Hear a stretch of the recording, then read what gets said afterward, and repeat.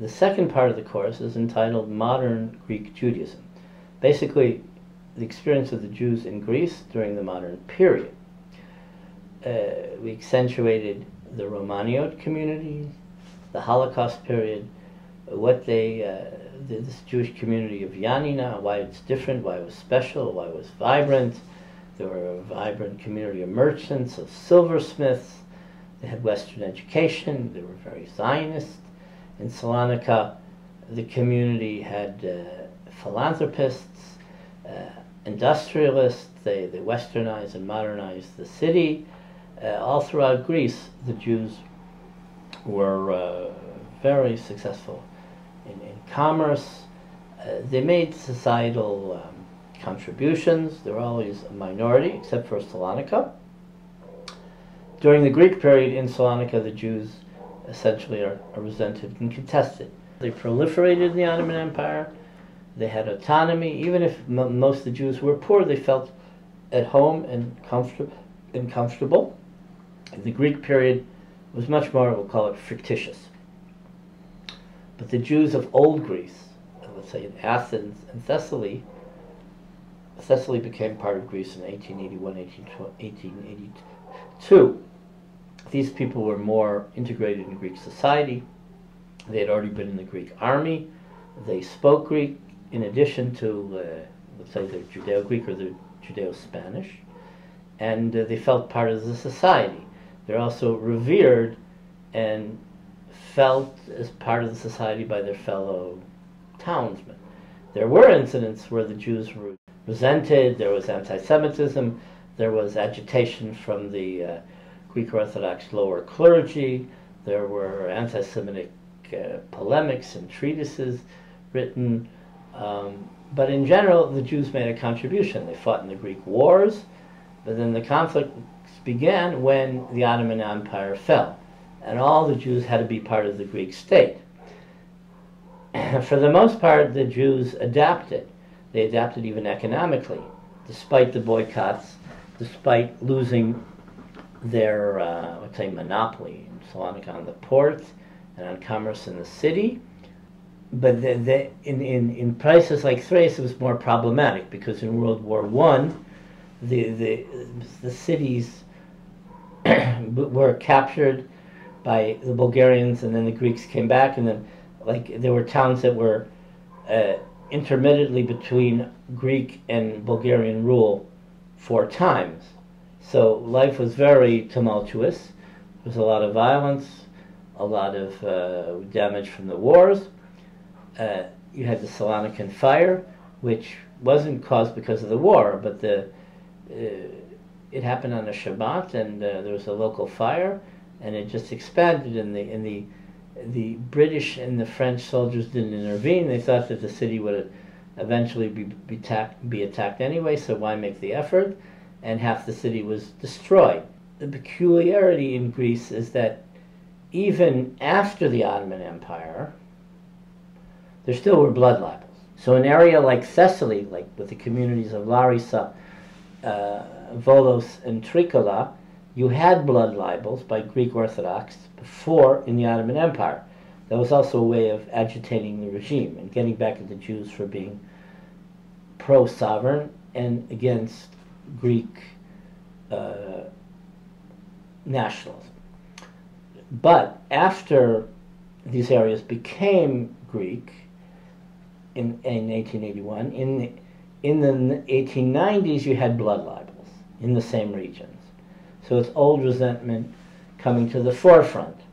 Then in the modern state of Greece, in the north, in Macedonia and Thrace, you did have blood libels in the 1920s. Not very many, but it's still these still were significant events. In modern Greek history, they want to downplay it.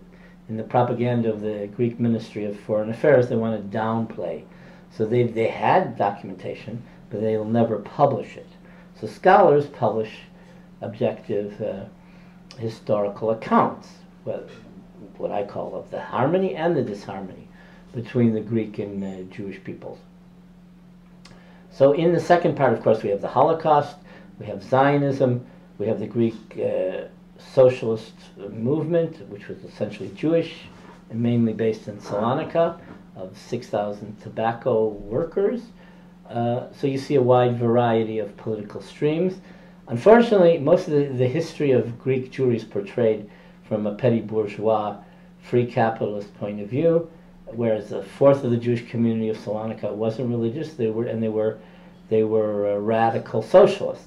This doesn't come out in the historiography, but in the course you'll understand these events and elements, and then for yourselves you can think about these things. So it's not monolithic at all. It's very diverse. Whereas in the late 17th century there was a strong rabbinic culture in Salonika. By the 20th century you don't have a strong rabbinic culture anymore. It's very watered down. It still exists.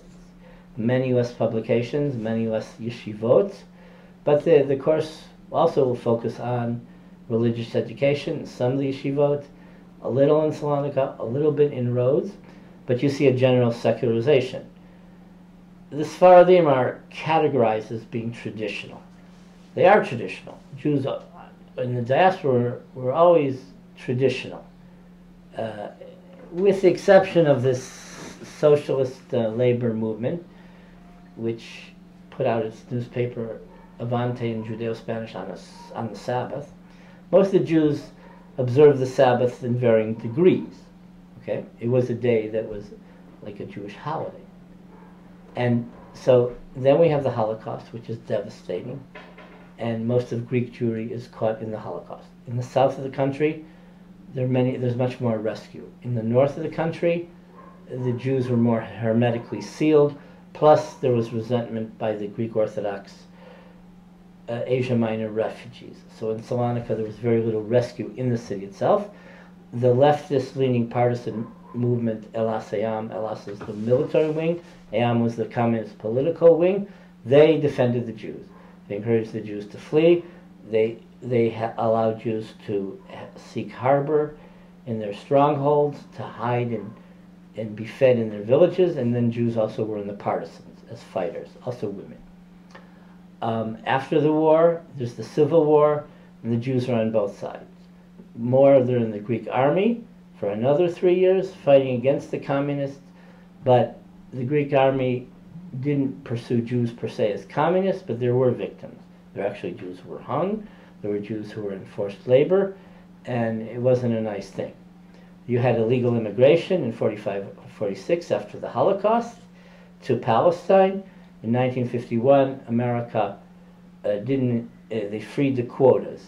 Jews who were Holocaust victims could come to America and weren't part of the general Greek quota.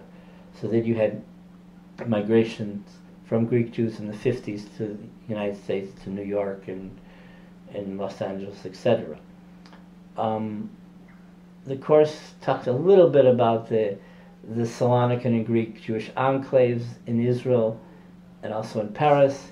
In Israel it talks about a few of the Jewish Greek Moshavim, a little bit about how they got to kibbutz, to Givat Brenner. They were also in some kibbutzim in Emek Yisrael and Emek Beit Shan. But Greek Jewry as a whole was a victim of the Holocaust. At the beginning of the 20th century, though, because of the fall of the Ottoman Empire, there were already migrations to America. And then you have the diasporic communities of the Rhodesli Jews, of Castorian Jews, of Salonican Jews, etc., etc. Mostly in North America, a little bit in South America, also in England and in France. So the second part of the course also will talk extensively about the Holocaust, but also about what else happened before and after. More before.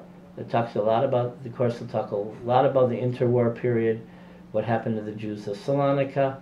Also, you'll hear a little about how Jews prospered in Rhodes. There were affluent bankers, or there were industrialists in Athens.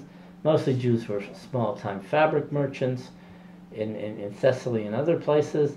And but even in the Greek period, most Jews had a decent life. They couldn't come to Palestine. Most didn't want to come to Palestine, but even if they could, they couldn't get certificates because the British were limiting it. After 1924, Jews from anywhere, also from Greece, they couldn't immigrate to the United States. So already during those periods, the Jews from the Greek peninsula in Greece weren't looking to migrate to South America. So the second half of the course is obviously more 19th, 20th century perspective, which is parallel to modern Greek history and the history of the independent Greek state from 1821 onward in stages. And it should be very interesting.